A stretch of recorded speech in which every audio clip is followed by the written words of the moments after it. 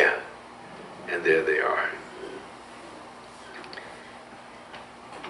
Instead, Harold is blown off course and falls into the hands of a fellow named Guy of Artois, a different duke, who enjoys the ransom possibilities and hangs on to him. Harold here is taken, apprehended. Go forward. Harold here is apprehended.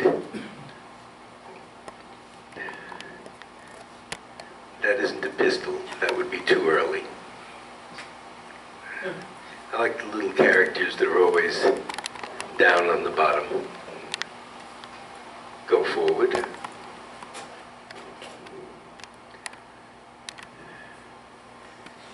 Let's see.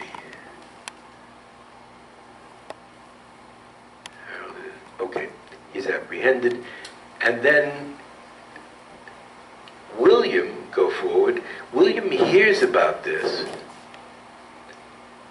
and sends people to say, I want that guy, because William believes he has a deal with Edward. Go forward.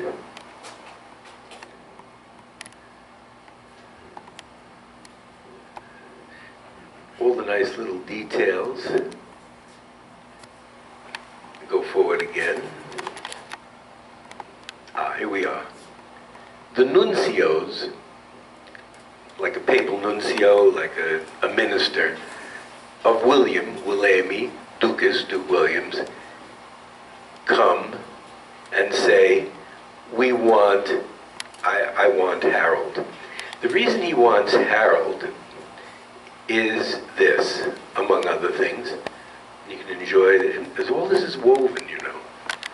You can enjoy the plows down below.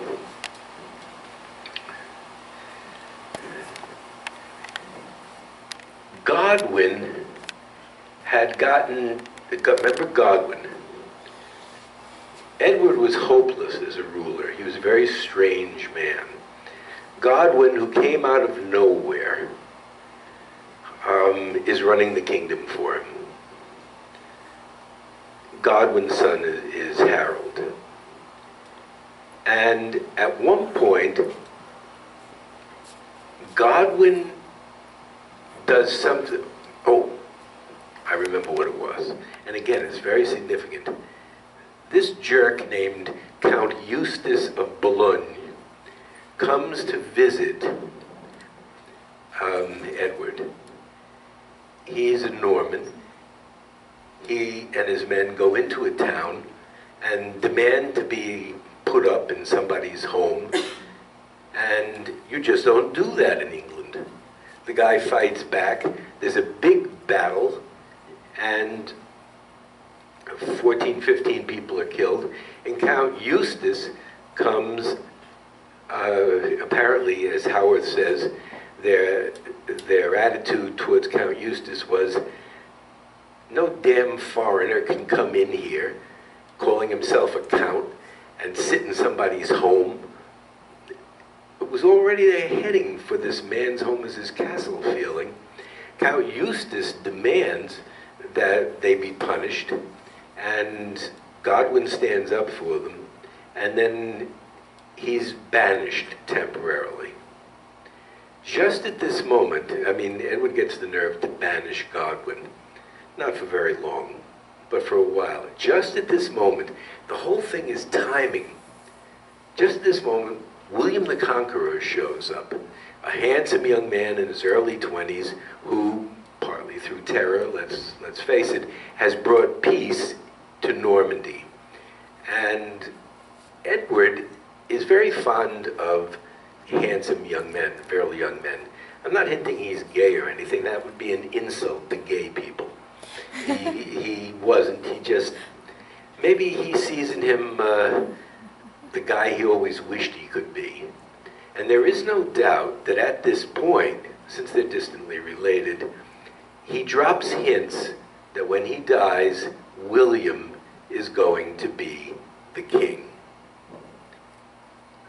William goes home, Godwin is reinstated. There's nothing much Edward can do. He can't run the place by himself. And life goes on. So possibly, though Howarth doesn't go into it, possibly one of the reasons that William is willing to pay some money and get Harold is to firm up this deal. Go forward. Many years have gone by. And he's brought to see William. Go forward.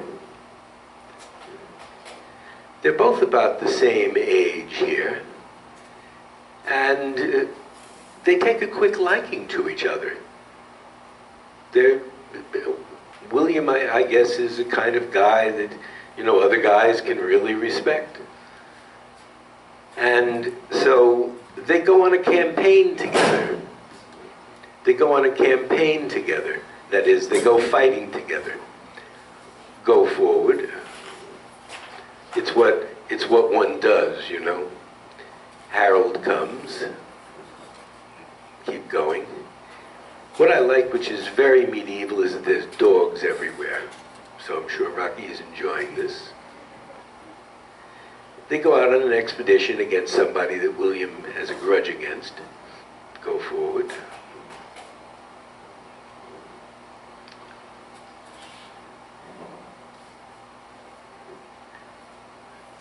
Notice the shape of the shields. Everything is quite accurate, of course. Go forward. And something strange happens in this tapestry anyway. See this arena, which means sand? William apparently falls into quicksand, or is being swept away by one of those rogue waves that we have down at Ocean Beach, and Harold saves his life. At least according to this tapestry, which, after all, is not pro-Harold. They must have heard the story from a pretty good source. Go forward. Keep going.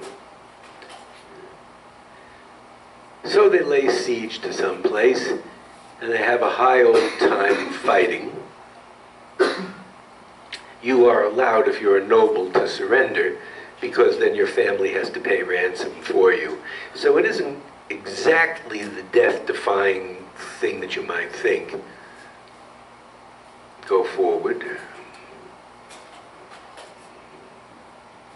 And in celebration, see, dedit Haroldo arma, William ceremoniously gives Harold a suit of armor, which means, you're my man now.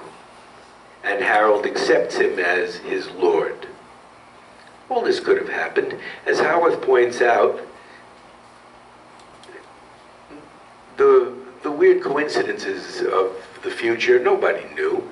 Harold may have gone along with it, but just to make sure, keep going, William does something very tricky.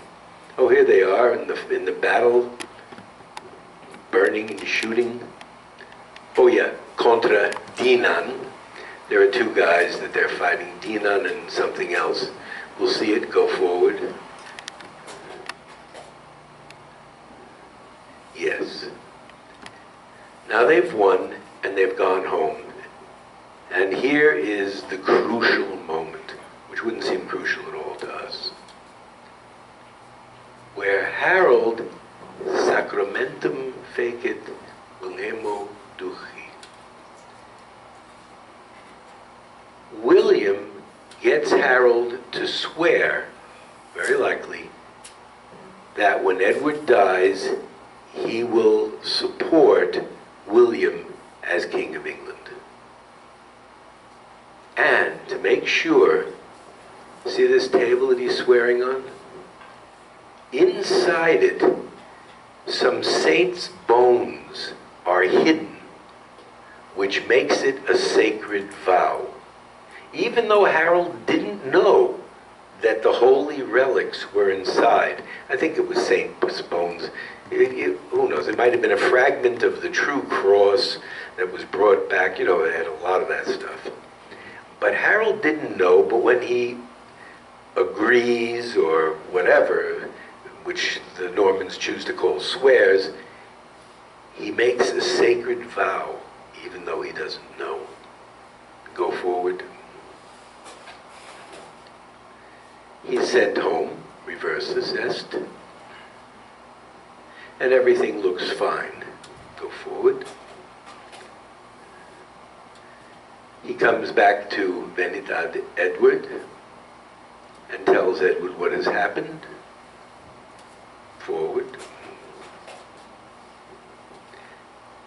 And then we fast forward a little bit to where Edward the King goes to his church, Westminster, and he dies.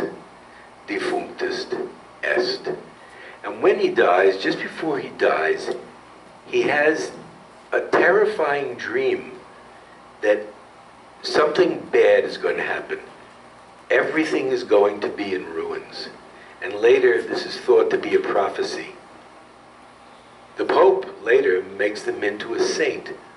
And this church, Westminster Abbey, is supposed to become like the central holy place for England.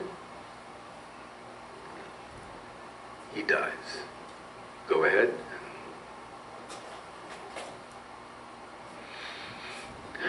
In great detail, this is our first glimpse of Westminster Abbey.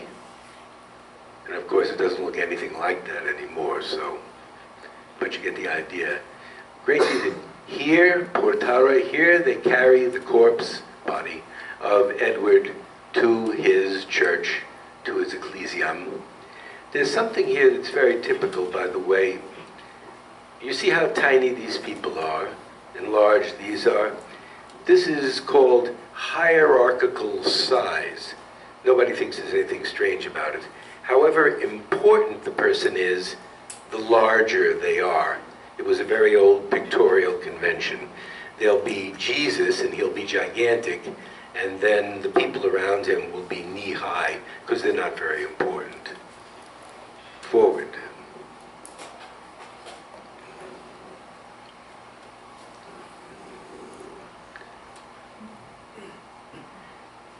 And then,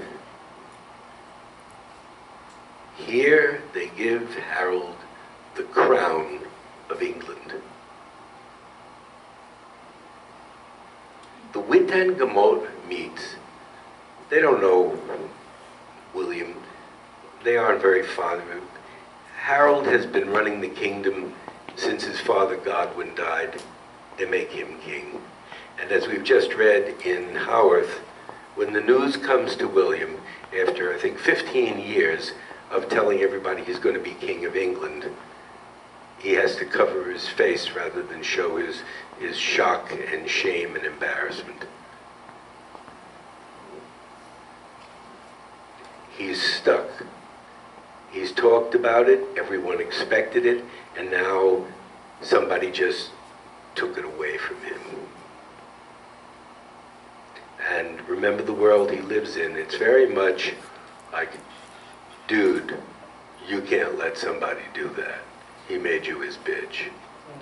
I mean, it's just on that level. It's just on that level. I thought William was cool, but Harold made him his bitch. You can't do it. Pretty soon somebody will put a knife in your back.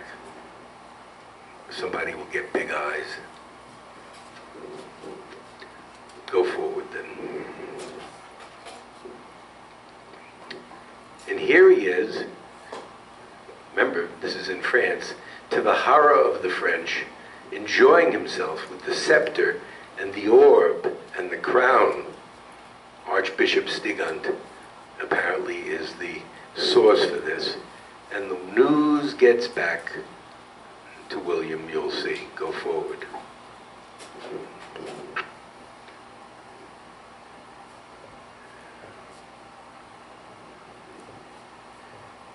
Here an English boat. Go forward.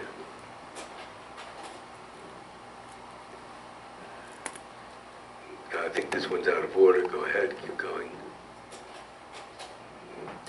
Keep going.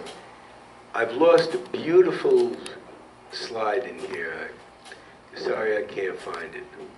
Just at this point, just this moment, let's get the next one on.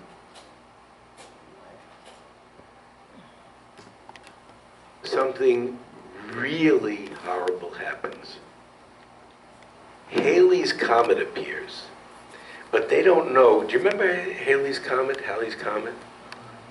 You guys were too little then, of course. But you remember that other comet that came through, I think, don't you? When you were in about 6th grade or so. I remember my son watching it. Well, remember our sky, we can't even see the Milky Way. Their sky, because of the complete darkness, was as full of stars as when you're out in the middle of the desert and it's like wall-to-wall stars, if you've had that experience. This thing with a tail on it, this hairy tail on it, and appears, and everybody knows it must be a symbol of something ghastly. Obviously, it has the French believe it has something to do with Harold. William is told about Harold's disloyalty, and he orders here them to keep going, building an enormous fleet to invade England, cutting down all the trees.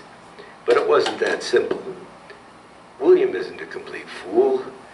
It's an invasion. First, he goes to his boys. It's feudalism. They hold their land, and what they promise him instead of money is that they will fight for him 1 month a year. And each one of his big barons has a bunch of little villages, and each knight in the village holds the village because he will show up and fight 1 month a year, or whatever it is supposed to be, and he must bring with him 1 horse and a suit of armor and a sword.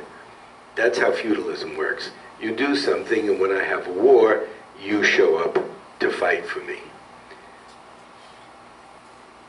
Maybe his prestige is already a little shaken. William goes to his barons and says, I think we're going to invade England. And they say, I don't think, they say essentially, it's not in our contract. We'll fight for you here, but we're not going to invade. We're not going to try to get across the English Channel. That's not in the contract. Faith in him is wavering. So now he's forced, instead of having a simple coup d'etat, in which he's just going to kill one man, Harold, take away the crown, now he has to go and hire mercenaries from all over. Remember the spoils? Now he puts out a general call for mercenaries from everywhere. Rich spoils in England, join me. And now he's going to have an occupying force and an invasion. He didn't want it, but there is no way out. No way out. They start cutting down every tree in France, go forward and building boats. It's all described very carefully and very specifically. Go forward. They're getting their suits of armor together. Big invasion being planned. Look at all the spears getting ready, all the helmets getting ready. Porta the armas. Go forward. And William goes down to the boats. Go forward. And this is where it gets completely weird. Well, I'm running a little bit late, but we'll be done soon. Harold musters his feudal men, and they go to the shore, and they wait. Nobody fights at sea. When the boats are blown over by the prevailing wind, while the guys are unloading the horses, then you attack them, right? Like Saving Private Ryan. There's different theories about that, actually. And he waits. At this time of year, the wind always blows from France. So he has his men sitting there, and they're waiting. And waiting. and waiting. And for the entire damn summer, the wind does not blow. This happened to the Spanish Armada too, pretty much, in a smaller time frame. But William is sitting there, Harold is sitting there, they can almost see each other. Remember, it's just about as far away as Catalina from Newport Beach. And the wind doesn't blow. It reaches the end of the growing season. Now, their kind of agriculture is tremendously labor intensive for 2 weeks during planting and then for 2 weeks during harvest. It's wheat-based. It's different from cotton or something, where you work all year. It's one of the reasons the North was able to abandon slavery. They didn't want anybody around all year. They just needed intense labor twice a year. But we're getting up to that point. And still, out of loyalty to Harold, who's quite popular, everybody's sitting there, waiting. And then Harold gets the most incredible news, which isn't in here. His crazy brother Tostig, and really Tostig just is cuckoo. Everybody's pretty much agreed about that. Go forward. There's quite a few of these.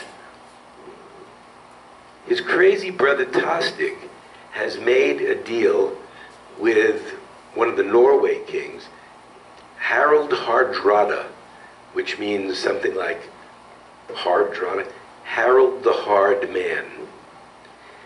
And if even the Vikings call you hard, you can imagine. He seems to be an absolute fiend. And Tostig is crazy. And they have both just landed up in the north in York. And they're invading.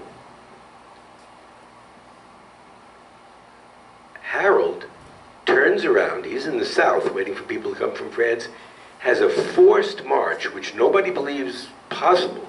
They march all the way to the north of England, take Harold Hardrada and Tostig entirely by surprise, chop them to bits.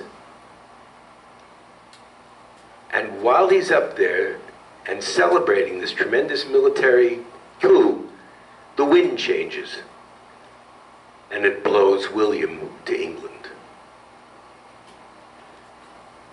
Now these people believe in God. You'll notice in the movie, whenever Henry mentioned God, he always glanced upwards. Because Harold had sworn over a holy record, over a holy relic, even though he didn't know, William, no fool, had gone to the Pope and said, I want this to be a holy war, just like jihad. That is, if you die during this war, you go directly to heaven, because he's violated a sacred vow. The Pope thinks this over and he loves it. He realizes this is new. He has been called in to adjudicate a battle between two kings. This is all sorts of prestige. Remember, I told you back then, the king just appoints somebody a bishop and the hell with it. You know, the Pope is a foreign power. The Pope says, okay, it's a holy war. At this point, when Harold finally has just beaten, he's up in the north of England, and he finds out that the wind changed and it blew William, and William has landed. He must have thought something like, God is against me. There's kind of situations where we would say luck. They said God. They didn't believe in anything like luck. There's a technical term for it, providence. God is actively working in the world. Go forward. And we see the horses successfully landing at Pevensey, while Tostig and Harold Hardrada, go forward, has him occupied. And now, in a tremendous series, the tapestry hastens towards the Battle of Hastings. Go forward. Although first, for some reason it stops, and there's a huge banquet that William is able to give his men because there's nobody defending the coast, go forward. And a bishop blesses it. And there's panel after panel, keep going, of them cooking everything and eating everything, and the bishop blessing it. Et hic episcopus Chiba, he's blessing the food. Odo is with William the bishop, of course, just his brother. And then they've eaten, they've rested, and after marching all the way to York, Harold's troops have raced all the way back to the south, and they're going to fight this force, which has just sat on its ass for the entire summer, has eaten this banquet, and is ready to fight. Go forward. And this is where it starts. Go forward. Burning. No, wait a minute, this is part of the banquet still, I think. They're having a barbecue. See? This banquet goes on for panel after panel. Go ahead.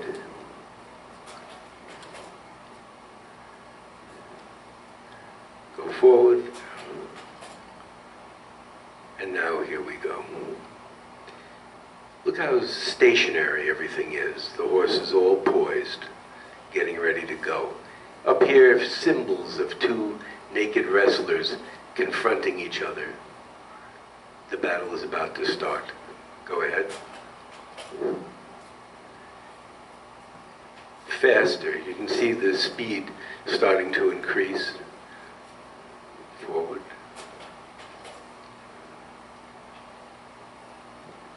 Forward.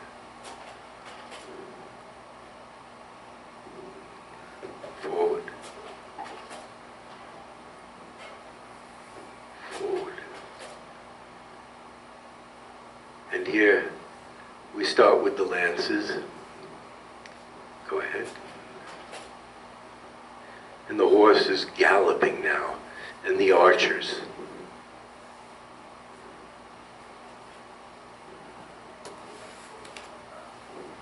Forward.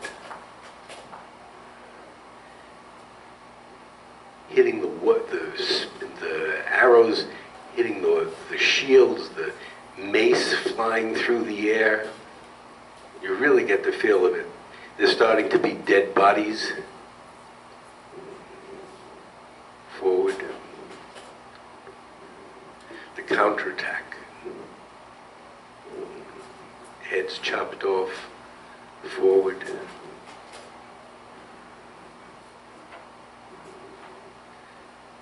The people who did this had listened to people. The guys floating in the water. Forward.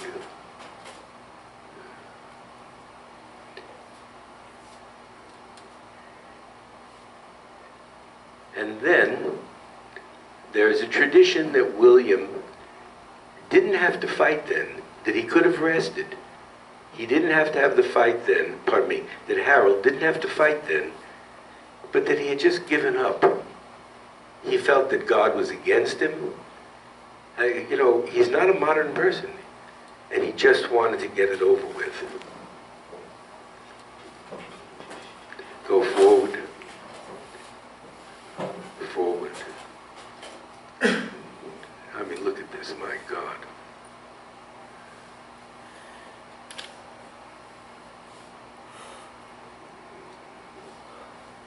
Forward.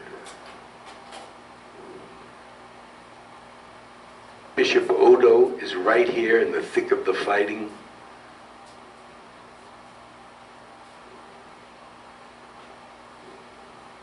Forward. Forward. All the stuff flying through the air.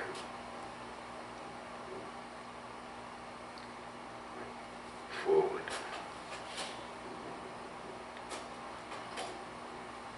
And here, some figures are identified. Haroldus Rex is killed.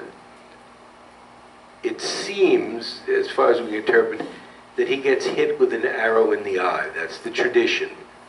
This seems to be him going through the stages of falling down, that kind of cartoon, 4 different panels in one, was a very frequent pictorial device.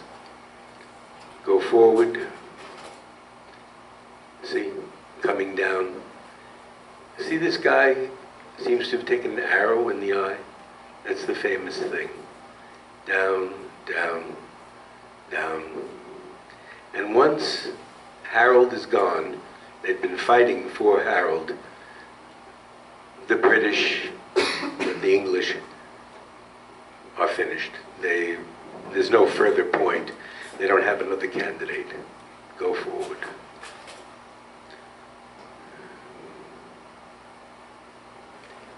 And the English flee. This here, do you see the naked body here at the very end? And you see a little person there pulling the clothes off?